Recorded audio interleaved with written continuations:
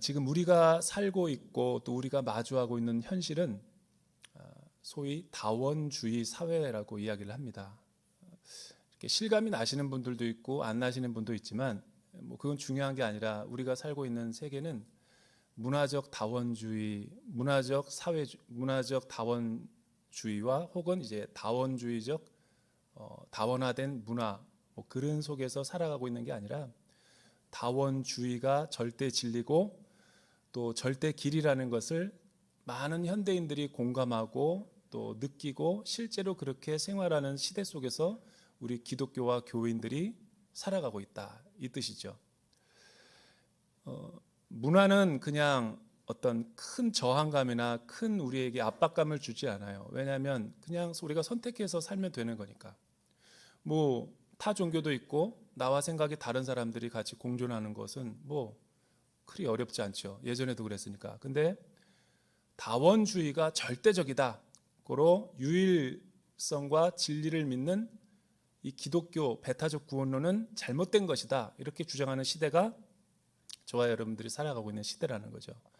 따라서 이거는 우리의 존립에 도전하고 또 이 기독교의 영성에 반하는 것이기 때문에 우리는 영적 투쟁과 전쟁과 또 믿음을 선포할 수밖에 없는 거죠. 그러니까 거센 쓰나미 같은 도전과 세속주의와 종교다원주의가 심해질 것을 예고하고 있는 거죠. 이미 유럽을 필두로 해서 서구 사회인 미국은 20, 30년 전서부터 이게 거세게 진행됐고 반드시 유럽과 서구 사회를 거친 다음에 한국에 반드시 도착하게 되어 있는 게 이제 순서예요. 그러나 이제 한국 교회가 얼마나 깨어 있고 또 믿음의 성도들이 얼마나 또 영적인 진리를 우리가 붙잡고 이 시대를 헤쳐나가느냐에 따라서 우리 다음 세대와 또 저와 여러분들의 이 시대 가운데 이 교회가 어떻게 잘 세워질 수 있는가가 영적인 숙제요 과제라는 거예요. 그런 의미에서 본다면 이 코로나 팬데믹 3년은 나는 하나님의, 이렇게 말하면 또 상처받는 분이 있어서 말이 조심스럽지만 나 주관적으로 신의 한 수였다. 왜? 잠깐 시간을 벌어준 거거든요. 그렇게 동의하지 않는 분도 계시지만 인간의 탐욕으로 의해서 촉발된 사태이긴 하지만 사실은 하나님이 은혜와 생명으로 우리를 보호해 주셨다면 피해갈 수도 있었어요. 왜냐하면 예년에도 이런 팬데믹이 많았거든요. 그냥 모르고 지나간 것도 있거든요. 그런데 절대주의시고 주권을 가지신 분이 이유는 모르겠는데 하나님이 우리에게 보내신 것이라기보다는 인간의 탐욕이 만들어낸 그 무자비한 개발과 먹지 말아야 될 것을 먹고 하나님의 창조 질서와 권위를 부정하는 모든 불순종과 반역의 일들을 하는 것을 하나님이 보호해주고 지켜줬더라면 안 일어났는데 이거 하나님이 안 되겠다 싶었던 것 같아요. 그래서 허락은 아니지만 허용을 해준 것이 아닌가. 많은 이렇게 전문가들이, 이 신학자들이 그렇게 대부분 의견을 모으고 있더라고요. 저도 거기에 한 표를 던지고 싶어요. 우리는 하나님이 그랬다는데, 왜냐하면 하나님은 사실은 이 양극화된 사회, 백신 주사도 없이 코로나가 뭔지도 모르고 제3세계에서 끼니를 걱정하면서 죽어가는 사람들이 많은데 선진국들 중심으로 해서 탐욕과 욕심으로 가지 말아야 될 여행과 가지 말아야 될, 먹지 말아야 될 막 먹은 것들 하면서 무분별한 남핵과 경제 포획 뭐 이런 걸로 하면서 일어나 놓고서 다 뒤집어 씌우기는 가난한 나라 백신도 안 주면서, 우리 하나님은 선하시고 공평하시고 공의로운 하나님이시지 이거를 다 그들이 했다라고 보기에는 자세히 보면은 불공정한 게 많아요. 이거는 가진 자들이, 소위 말해서 선진국들이, 경제가 성장한다는 나라들이 무분별한 탐욕과 욕구로 인해서 벌어진 사태다. 그런데 막을 수도 있지만 하나님이 허용을 하신 것은 이 세계를 이렇게 두면 안 된다. 하나님이 우리 역사 가운데 개입하신 거죠. 이 3년 동안 저는 굉장히 많은, 사실은 이 성찰과 이 내면의 어떤 저 자신을 묵상하고, 제가 지금까지 신학을 공부한 시간보다도 누군가 이 코로나 기간이 나에게 뭐냐고 묻는다면, 인터뷰한다면 나는 신학교를 다시 다닌 느낌, 이 3년은 신대원을 졸업한 느낌, 그거였어요. 여러분, 오늘날 우리가 살고 있는 이 다원주의 세계는 더 이상 이 내세와 믿음, 영원한 세계 이런 거 믿지 않습니다. 대부분 사람들은 느끼고 생각하고 개인주의적으로 자기가 원하는 것들을 마음대로 추구하고 하나님 없이 이 살아가고 싶어하는 욕망들로 가득 찬 이 세속주의죠. 그리고 절대 진리를 부정하고 절대 이 구원의 길인 예수 그리스도는 존재하지 않는다라고 부정하면서 이 자기가 원하고 선택한 종교로 모든 진리는 정상에 올라가면 다 똑같은 루트는 다르지만 이 절대 진리와 구원에 도달하게 돼 있다. 이것이 다원주의의 핵심 사상이거든요. 담임 목사님이 송구영신 예배 때 지적했지만 이들이 모르는 한 가지가 이 다원주의라고 해서 다 옳은 게 아니라 치명적인 오류와 맹점이 있죠.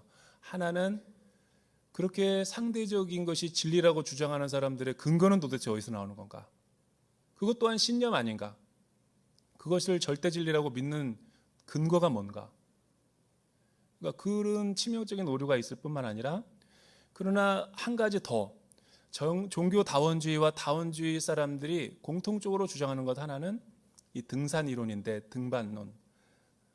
절대 진리, 절대 길, 절대 생명에 도달하는 길은 다 모든 종교가 똑같다라는 거예요. 그런데 길이 다를 뿐이지. 그럴듯하게 들릴지 모르지만 그들은 이 궁극적인 실체, 이 ultimate reality라고 하는 이 절대 실체를 다 인정하고 있어요. 그러나 여기에 대해서 뭔지는 정확하게 알 수 없다. 그러니까 공통적인 다원주의 시대의 종교성이죠. 그리고 있긴 있는 건 있는데 표현할 수 없다. 그리고 그 특징도 알 수 없다. 그러나 분명히 있다. 이게 다원주의와 종교 다원주의의 핵심 사상이거든요. Ultimate Reality. 근데 제가 반문해 보죠. 거기에 치명적인 약점이 있는 거죠. 왜냐하면 말할 수도 없고 표현할 수도 없고 경험할 수도 없는 그 궁극적인 실체의 유무를 왜 말하고 있느냐라는 거죠. 그러니까 이율배반적인 거예요. 그 주장도 그렇고 실제 그들이 믿고 있는 신념도 그렇고. 그러니까 기독교가 이런 다원주의 세계에서 살아가면서 위축될 필요는 없죠. 오히려 초대교회는 이 다원주의 사회 속에서 살면서 담대하게 복음을 전했죠. 이게 초대교회가 우리에게 가르쳐주는 영적인 생명의 길인 거예요.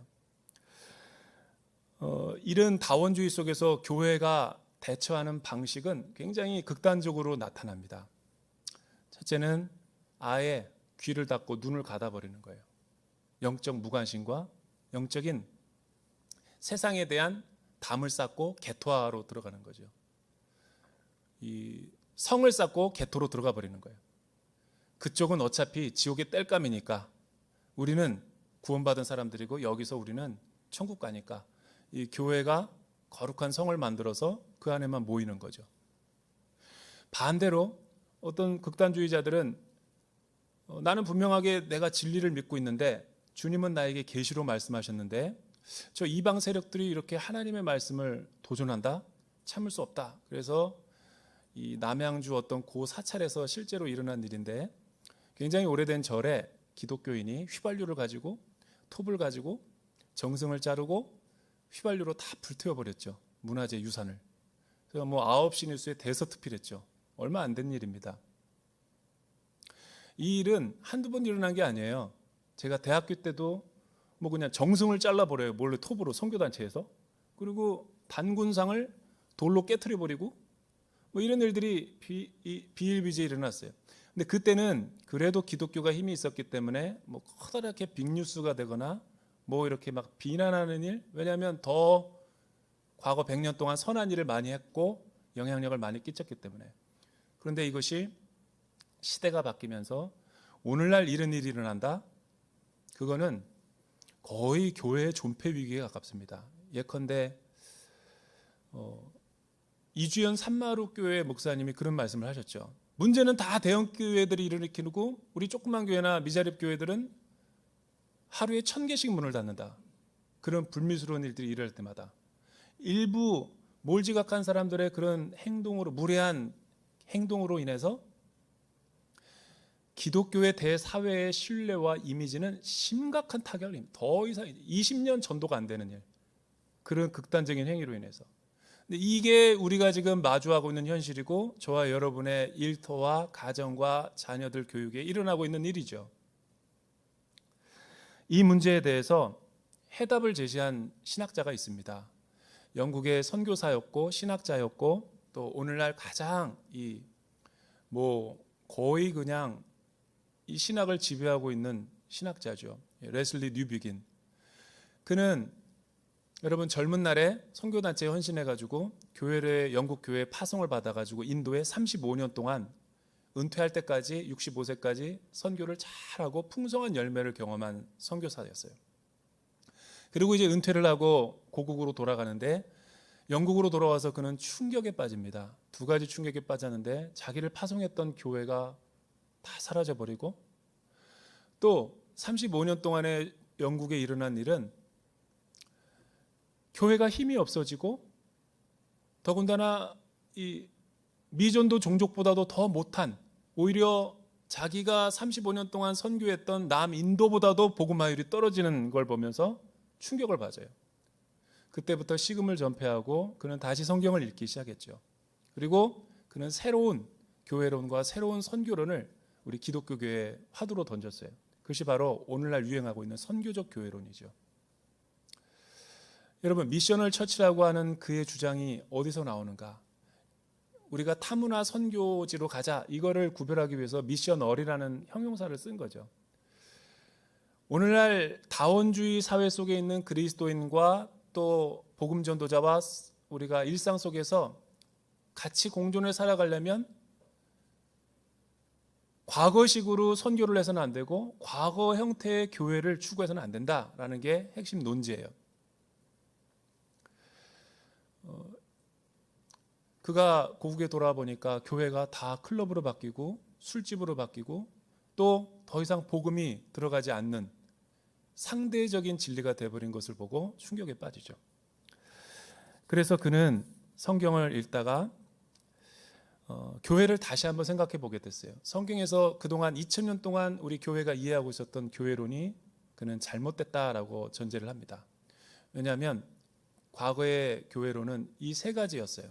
우리 자막을 통해서 한번 보여주죠. 성경 구절 마태복음 또 고린도전서 우리 한번 같이 읽어볼까요? 시작. 시몬 베드로가 대답하여 이르되 주는 그리스도시요 살아계신 하나님의 아들이시니이다. 우리 또 고린도전서 시작.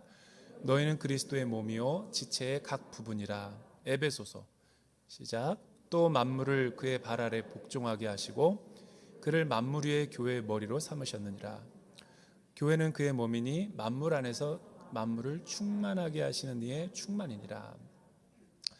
주는 그리스도시요 살아계신 하나님의 아들이십니다. 가이사라 빌립보에서 너는 나를 누구라고 하느냐라고 할 때 베드로와 제자들이 주님께 고백한 거죠. 그때 주님은 뭐라고 말씀하시냐면 바요나 시몬아 내가 복되다. 그 반석 위에 내가 내 교회를 세울 것이다. 그 반석은 두 가지로 해석이 됩니다. 개밥, 반석, 바위였던 베드로의 이름일 수도 있고 또 하나는 이렇게 해석하는 게 가톨릭이죠. 그래서 1대 교황을 가톨릭에서는 베드로로 보죠. 진짜 베드로를 둔 거다. 그래서 성 베드로 성당에 가면 그 지하에 베드로 무덤이 있잖아요. 거기 세워진 게 로마 가톨릭이죠. 그런데 개신교는 그렇게 생각하지 않아요. 여기서 반석이라는 것은 베드로를 지칭하는 게 아니라 베드로가 주님께 고백한 신앙 고백, 주는 그리스도시요 살아계신 하나님의 아들입니다. 이 믿음의 고백 위에 교회를 세우겠다는 거예요. 그래서 개신교에서는 교회를 건물이나 조직이나 직제로 보지 않고 예수를 주로 고백하는 사람들의 신앙의 고백이 있는 사람들끼리 두세 사람 있으면 교회가 되는 거죠. 두 번째는 고린도 교회가 문제가 일어났을 때, 은사로 인해 많은 문제가 일어났을 때 교회론을 바울이 제시합니다. 우리는 그리스도의 몸이요 각 지체다. 그래서 교회는 다른 것이 틀린 게 아니에요. 우리는 다른 것은 무조건 틀리다고 매도하고 그러는데 교회는 그런 것이 아닙니다. 교회는 그리스도의 몸인 거예요. 머리는 그리스도고. 여러분, 지체가 달라야지 다 팔이고 다 발이고 다 눈이고 코면 어떻게 되겠어요? 그래서 그리스도의 몸이 교회론이라는 것을 이야기하고 있는 거죠. 그리고 에베소서에 오면은 교회의 머리는 그리스도시고 이 한 몸이라는 거예요. 이게 그동안 서구 2000년 동안의 기독교의 교회론이었는데, 이거는 이 사복음서에서 보면 마태, 마가, 누가는 비교적 60년도에 쓰여진 복음서인데, 레슬리 뉴비기는 다원주의 사회에서의 교회론은 그런 교회론으로 가면 안 된다. 그건 정적이고 제도고. 그러나 선교적인 교회론으로 가야 되는데, 요한 복음을 보면 기존에 있는 복음서보다 30년, 40년 뒤에 늦게 쓰여졌어요. 그래서 여러분, 요한 복음이 공간 복음서가 아닌 거죠. 네 번째 복음서지. 왜냐하면 문체가 다르고, 요한이 요한복음을 쓸 때 대상이 누구였냐면 3, 40년 지난 젊은 세대들, MZ 세대들, 그리고 영주주의라고 하는 이원론의 강력한 이단 세력들이 등장할 때 그들로부터 보호하기 위해서 그들의 이원론을 이용해 가지고 하나님의 말씀을 말씀으로 복음으로 선포하고 있는 거죠. 그런데 요한복음의 교회론은 뭐냐면 우리가 읽은 것처럼 아버지께서 나를 보내신 것처럼 나도 너희를 보낸다. 요한복음의 교회론은 기존에 있는 교회론과 달라요. 왜냐하면 삼위일체 하나님을 전제로 하고 있고, 죄가 타락한 이 세상을 심판할 수도 있었지만 삼위일체 하나님의 그 사랑과 서로 이 어전 회의를 통해서 자발적인 순종에 의해서 예수 그리스도를 어떤 이 구원의 화평에 하나님께서 희생 제물로 삼으시고 그를 파송하죠. 그리고 성령님은 그 예수 그리스도를 믿게 만드는 구원의 영으로 보내주시고, 이 완전한 합일이 하나가 이루어져서 하늘의 모든 영광과 존귀를 다 버리고 죄 많은 인간의 몸을 입고 이 세상의 낮은 자로 오신 거죠. 그걸 성육신적인 비밀이고 신비라고 그러죠. 그러니까 다원주의 사회에서는 이런 교회론이 필요하다는 거예요. 성육신적인 교회론, 예수님과 같은 삶. 그런데 기존에 있는 교회론은 교회를 어떻게 이해했냐면, 죄 많은 세상에서 십자가로 우리를 구원하시고 교회 건물 안에 다 동일 집단으로 모아놓은 걸 교회라고 본 거예요. 2000년의 모든 역사가 그렇게 해석한.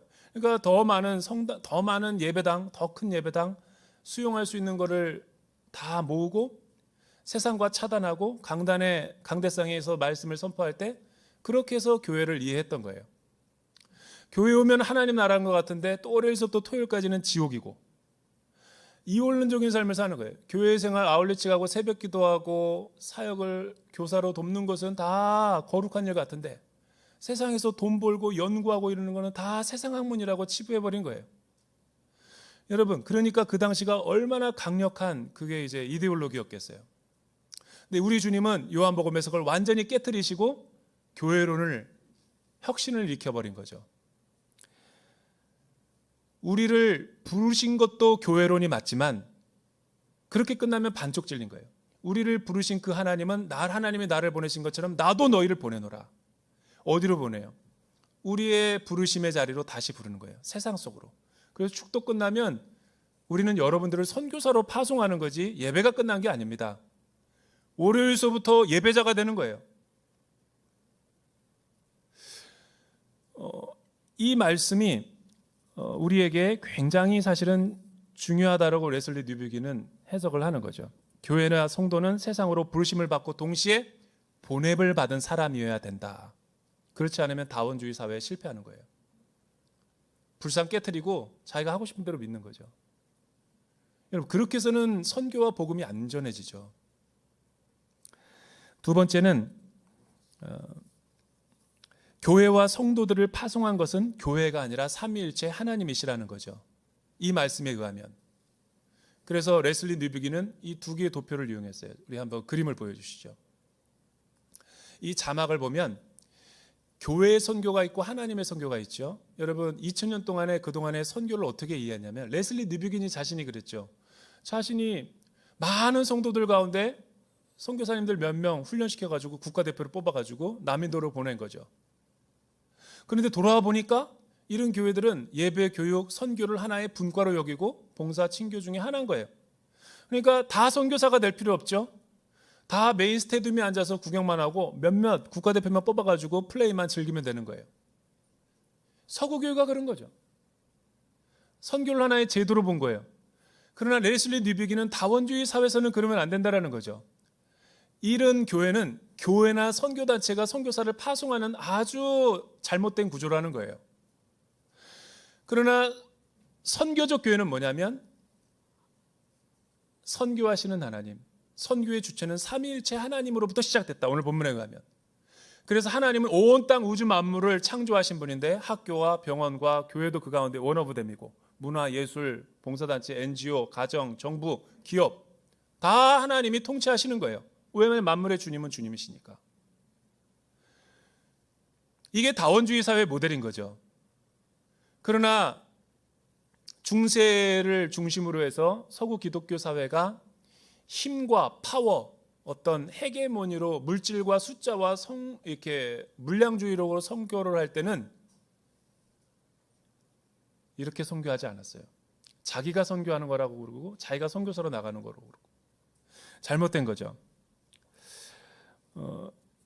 여러분 과거에 로마 제국이 기독교에 의해서 복음화가 되고 세례를 받았죠. 그리고 서구 기독교 사회를 완전히 지배해 버려 가지고 거의 2000년 동안에 가장 세계를 지배하고 있었던 힘이 있었죠. 그런데 그들은 어떻게 전도했나요? 로마가 정복하는 이 피지배국 노예들에게 십자가를 받을 것인가 칼을 받을 것인가. 그리고 정복하는 곳마다 승리주의와 십자가를 깃발을 꽂고 다 복음화가 됐다 이런 식으로 착각해버린 거예요. 근데 재밌는 거는요, 선교학자들이 이야기하는 것은 로마가 정복한 것은 다 명목상의 기독교인이 된 거예요. 그러나 속은 안 변했죠. 그래서 로마가 패했을 때는 다 삽시간에 이슬람 국가가 된 거예요. 그 예가 근대에도 일어납니다. 네덜란드라는 작은 나라가 해상을 제패해버려서 동인도 회사를 차려서 인도네시아를 갖다 300년 동안 정복했죠. 내가 이 설교할 때 여러분의 눈빛이 놀라지 않을 거라고 알고 있었어요. 왜? 남의 일이니까. 우리는 36년 동안 지배를 받아도 아직도 우리나라는 36년 지배를 받았는데 일제 잔재 청산하고 있어요. 300년 동안 지배를 받았다? 그러면 다 변화돼야 되잖아요. 300년 동안의 인도네시아의 종교가 기독교였습니다. 근데 여러분 독립하고 나서 인도네시아는 어떻게 변했는가? 세계 최대의 이슬람 국가예요. 똑같죠? 이런 사실을 보면 알 수 있는 것은 절대로 선교는 힘이나 파워, 물량주의죠. 힘으로 하는 게 아니라는 거예요. 여러분 만약 그랬으면 우리 주님이 갈보리 언덕에서 십자가에서 달렸을 때에 십자가에서 못을 빼고 내려와가지고 다 처단해 버렸겠죠. 왜 십자가에 달리신 연약한 모습으로 만유의 구주가 되셨을까? 자기 포기와 희생, 낮아짐, 그리고 그렇게 해야지만 온 세상 사람들을 구원할 수 있는 어린 양이 되시기 때문에 그런 거예요.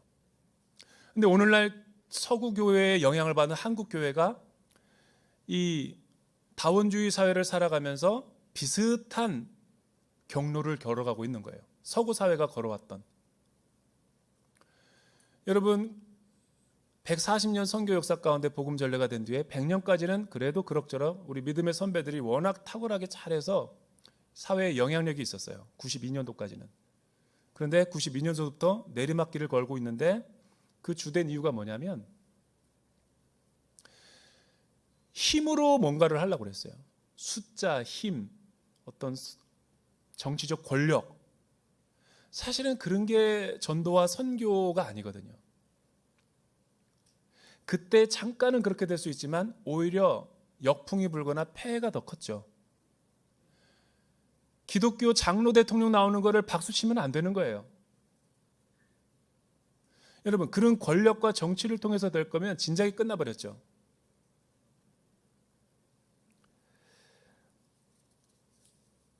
우리가 너무나 자만했고 교만했던 거죠. 여러분, 다원주의 사회의 선교적 삶은 어떻게 해야 된다고 레슬리 뉴비기는 제시할까요? 그래서 제가 세종에서도 했지만 이제 6명의 모델들을 앞으로 데리고 나올 겁니다. 잘 시청각 교육을 여러분들이 시청해 주면 좋겠죠. 우리 6명 단으로 한번 빨리 나와 보시면 한번 좋겠어요. 시간이 없어요. 설교가 늘어집니다. 6명 우리 급하게 그냥 그대로 나와도 됩니다. 옷 안 벗고. 우리 성가대에서 희생하고 있는데 여러분 한번 박수로 한번 축복해 주시면 고맙겠습니다. 단상으로 오셔서 한번 원을 만들어 보죠. 원. 6명 손잡고 안으로 원을 한번 만들어 보십시오. 외모 보고 다 뽑았습니다. 여러분 6명이 다 손잡고 원으로 만들어 보세요.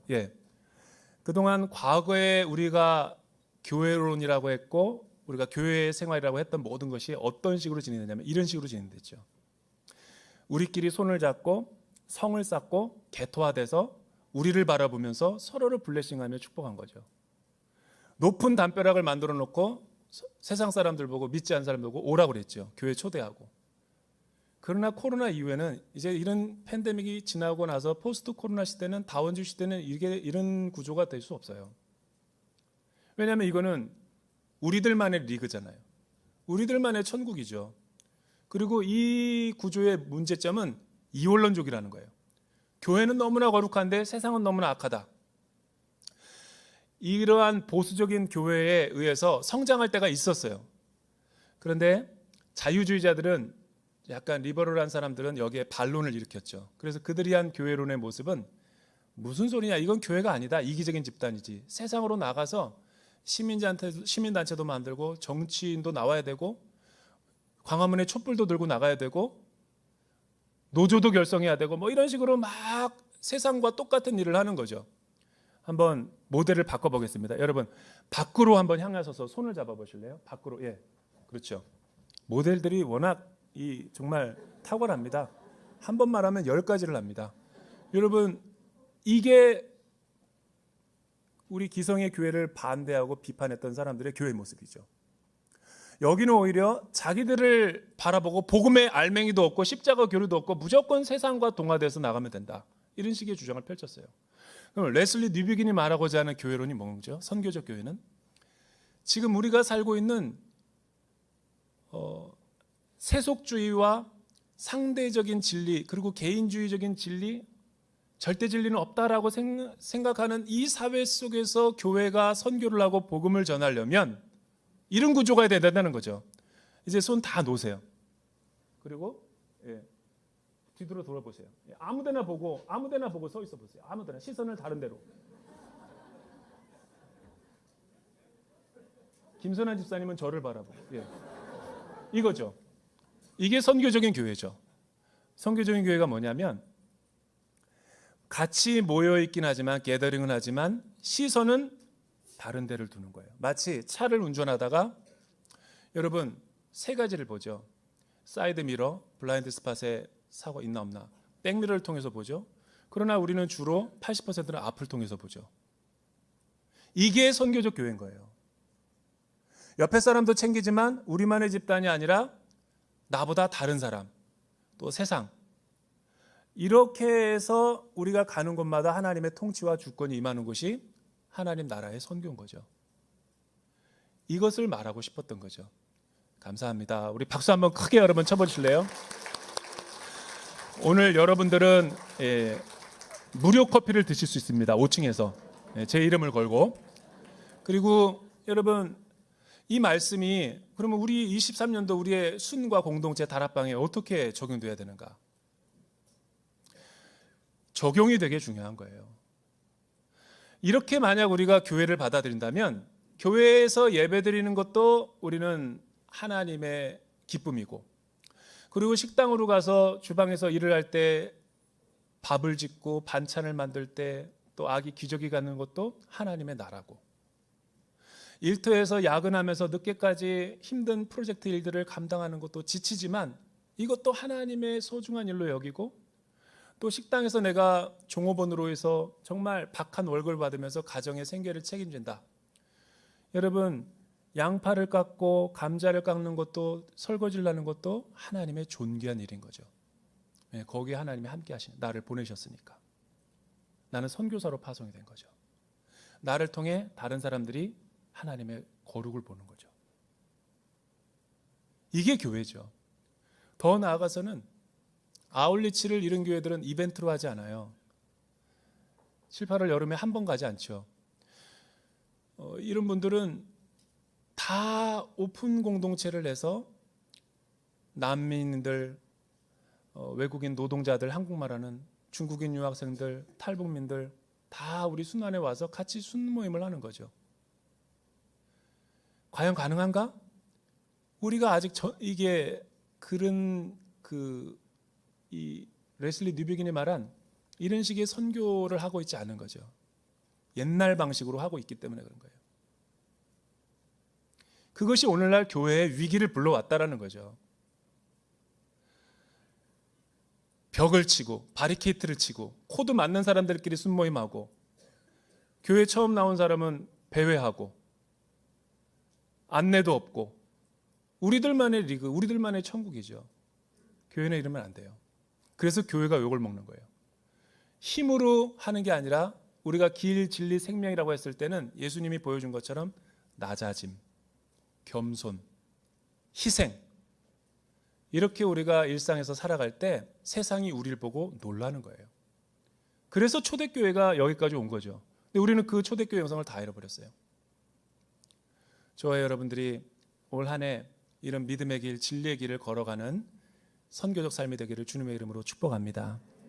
기도하겠습니다. 사랑하는 주님, 새해를 주심을 감사합니다. 올 한 해는 어찌하든지 하나님과 함께 동행하면서 선교적인 삶을 살아내게 하여 주시옵소서. 예수님의 이름으로 기도드립니다.